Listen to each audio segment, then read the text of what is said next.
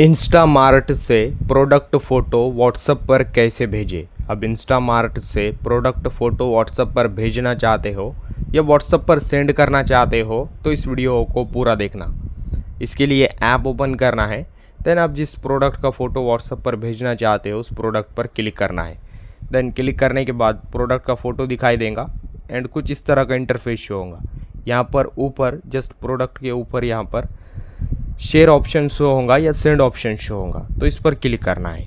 Then फिर कुछ इस तरह का ओपन होगा। नीचे यहाँ पर व्हाट्सअप ऐप दिखाई देगा, आपको स्क्रॉल कर कर चेक करना है अगर फ्रंट में शो नहीं हो रहा है तो। देन यहाँ पर व्हाट्सअप ऐप ढूंढना है।